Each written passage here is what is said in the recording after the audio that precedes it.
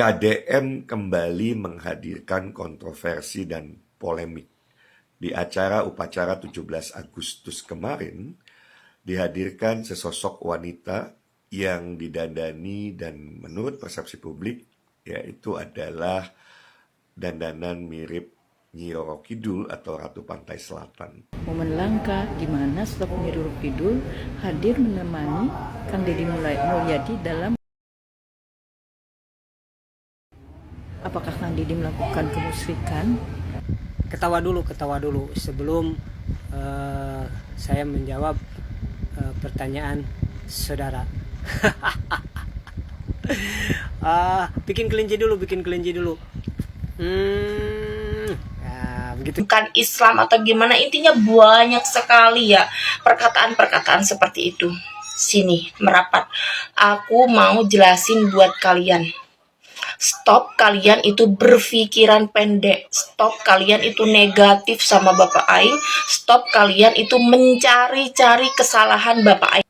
Dilaksanakan ada pra-upacara yang dilakukan di Gedung Pakuan, yaitu penyerahan bendera Sang Saka Merah Putih, bendera pusakanya. Dan ini tradisi baru di Provinsi Jawa Barat, yaitu diserahkannya bendera itu dalam bentuk kotak kepada seorang penari cantik. Dan kemudian ada media yang menulis Nyi Ratu Kidul. Selamat datang di T23 Channel. Gimana kabar sahabat semuanya? Ya, semoga saja gitu ya, kita selalu dikasih kesehatan dan dimudahkan rezekinya. Amin. Sahabat semuanya, ini ada berita heboh, bahkan bikin gempar gitu ya sahabat.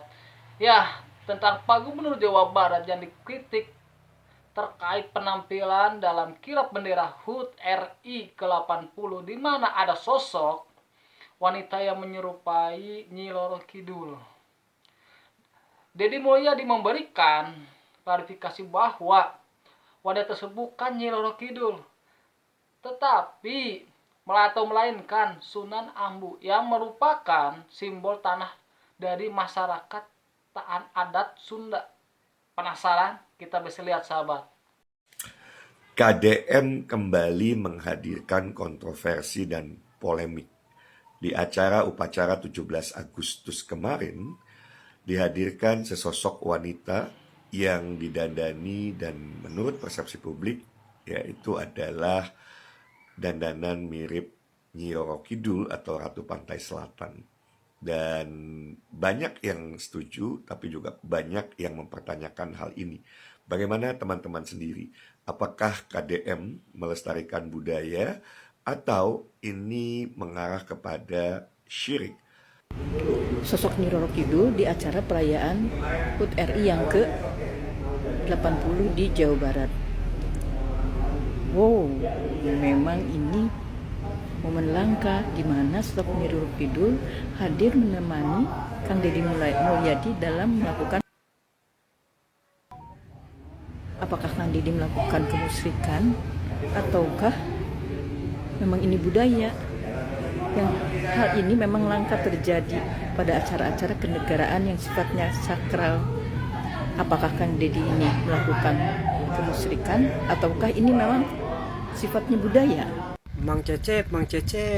Nah, etanya Gubernur Ableh menghadirkan sosok Nyi Roro Kidul di hari kemerdekaan Republik Indonesia. Maksudnya naonnya? Apa memang eta aya korelasina untuk kemajuan Jawa Barat khususnya atau Indonesia umumnya gitu? Mohon pangawalerkeun Mang Cecep. Oke. Ketawa dulu sebelum saya menjawab pertanyaan saudara. Bikin kelinci dulu. Begitu ya. Jadi begini ya.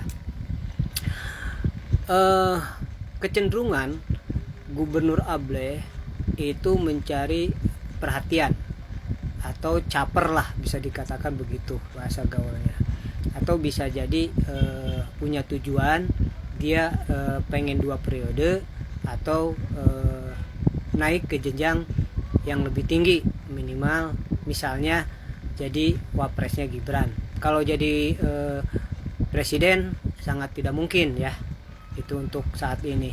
Minimal sekarang mendampingi Gibran dulu gitu.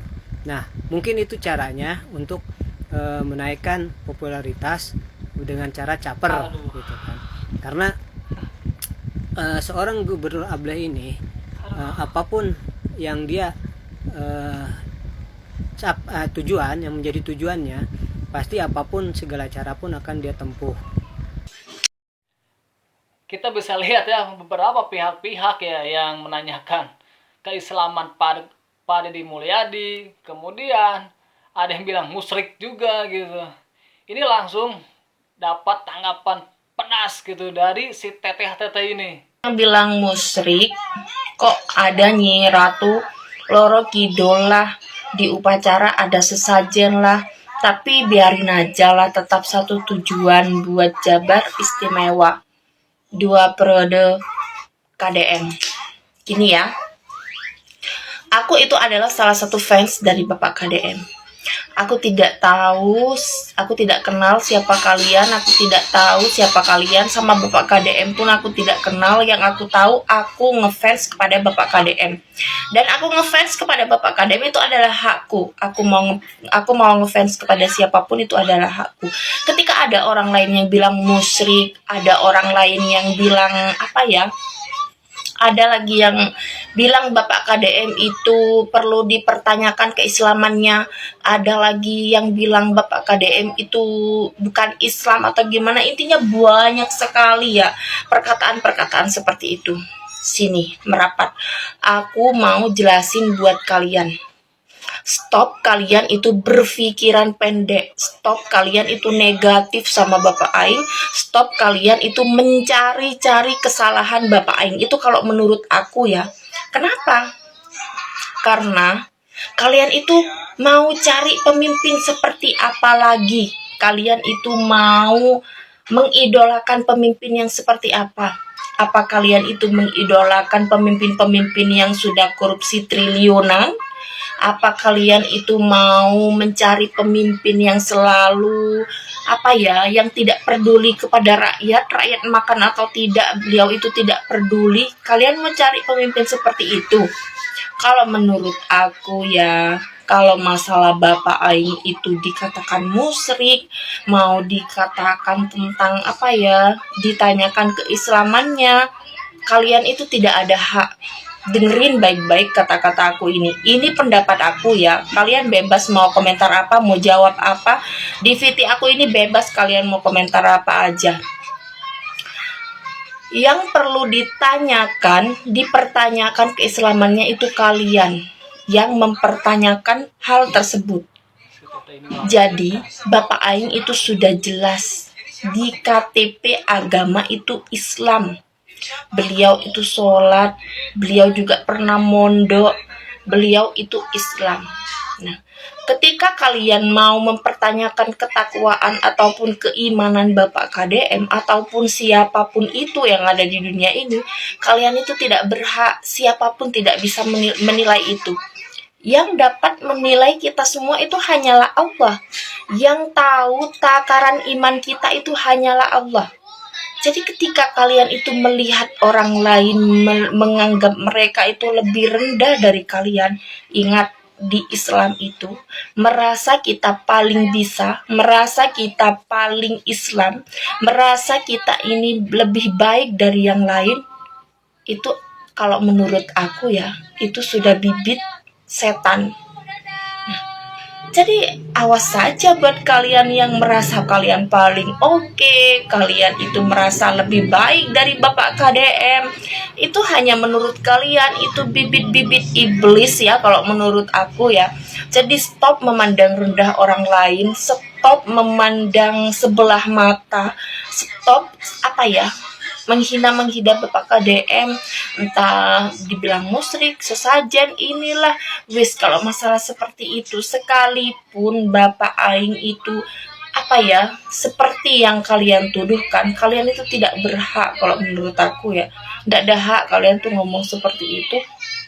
Ya namanya juga netizen ya, mulutnya memang pada besar-besar ya, memang seperti itu. Aku juga ya ngeladeni kalian nih sama aja kalau menurut aku. Sahabat ya, setelah kita melihat video barusan itu ya, pihak-pihak yang mengkritik Pak Deddy Mulyadi langsung diskakmat oleh si teteh-teteh ini gitu ya. Dengan pendapatnya gitu ya. Buat apa gitu ya, buat apa sampai segitunya gitu ya. Ya sahabat, kita kan sudah lihat ya banyak pihak-pihak yang mengkritik Pak Deddy Mulyadi mengenai adanya sosok wanita dalam HUT RI yang ke-80 kemarin gitu ya, yang menyerupai Nyi Roro Kidul, yang ternyata itu Sunan Ambu gitu ya, yang merupakan simbolik tanah Pasundan dan masyarakat adat Sunda gitu ya. Aduh. Ya sahabat, ini gimana kalau menurut tanggapan dari Pak Gubernur Jawa Barat? Kita bisa saksikan sahabat. Assalamualaikum, Sampurasun, Wilujeng Encing, wargi Jabar. Mohon maaf lagi di Bandung kegiatannya padat hari ini. Rame sekali, hari jadi provinsi tapi pasti macet. Saya mohon maaf kemarin mengganggu lalu lintas di Bandung. Semoga Bapak Ibu bisa memaafkan saya. Terus saya juga melihat postingan-postingan di media sosial. Dan dimulai ada salah satu media yang menulis ini. Adalah ketika upacara dilaksanakan, ada pra upacara yang dilakukan di Gedung Pakuan. Yaitu penyerahan bendera Sangsaka Merah Putih, bendera pusakanya. Dan ini tradisi baru di Provinsi Jawa Barat. Yaitu diserahkannya bendera itu dalam bentuk kotak kepada seorang penari cantik. Dan kemudian ada media yang menulis Nyi Ratu Kidul yang menerima bendera. Apa kaitannya? Lah, ini tidak ngerti seni, harusnya ditanya dulu. Itu bukan penari yang melambangkan Nyi Ratu Kidul. Itu penari yang melambangkan Sunan Ambu. Sunan Ambu itu simbol dari tanah bagi masyarakat adat Sunda. Kenapa tanah yang menjadi tema pada tahun ini? Karena tahun ini tanah mengalami problem yang luar biasa dalam sisi tata kelola. Ada yang tanah sungai tiba-tiba bersertifikat bantarannya. Ada gunung yang tiba-tiba bersertifikat. Ada juga laut tiba-tiba bersertifikat. Ini kan problem gitu loh. Kemudian kepemilikan hak atas tanah. Ada orang yang tidak punya tanah sama sekali. Ada orang yang punya tanah beratus-ratus ribu hektar. Ini juga problem. Kemudian ada perubahan peruntukan. Ada gunung berubah jadi rumah. Ada bantaran sungai berubah jadi areal perdagangan. Ada sawah berubah jadi perumahan. Ini juga problem. Nah, seluruh problem itu harus diselesaikan karena makna kemerdekaan itu memerdekakan. Dulu kita memerdekakan bangsa karena tanahnya dikuasai oleh kolonial. Nah, hari ini kita harus memerdekakan tanah kita agar tanah kita bisa dikelola, dikuasai sesuai dengan konstitusinya. Dikembalikan kembali pada negara sebagai pengelola konstitusi. Kemudian nanti diredistribusi berdasarkan asas-asas keadilan. Tetapi aspek tata gunanya harus diperhatikan. Gunung kudu awian, lengkop kudu balongan, lebak kudu sawahan. Inilah 3 prinsip dasar dalam Sang Hyang Siksa Kandang tentang tata ruang. Untuk itu, semoga semuanya bisa memahami bahwa kemerdekaan itu adalah upaya kita untuk membangun kedaulatan dan keadilan. Ya sahabat, kita bisa lihat ya banyak pihak-pihak yang mengkritik pas kemarin HUT RI yang 80 gitu ya. Adanya sosok wanita yang katanya menyerupai dari sosok Nyi Roro Kidul. Udah diklarifikasi oleh Pak Deddy Mulyadi bahwa sosok itu bukan Nyi Roro Kidul tetapi Sunan Ambu. Kenapa Sunan Ambu?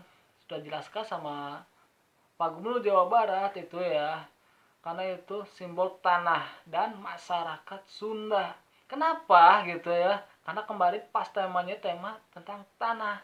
Kalau dulu kita ya dijajah itu untuk mempertahankan tanah, sedangkan sekarang kita banyak tanah-tanah gitu ya yang bersertifikat, bahkan ada masyarakat yang belum punya tanah. Dan itu tema kemarin pas HUT RI 80, gimana kemerdekaan yang sesungguhnya gitu ya, kalau kita lihat ya sahabat ya. Ya sahabat, menurut ini ya, kalau kalian seperti apa gitu ya tentang pihak-pihak yang mengkritik, bahkan ada gitu sampai si teteh ini sekakmat yang mengkritik KDM gitu ya.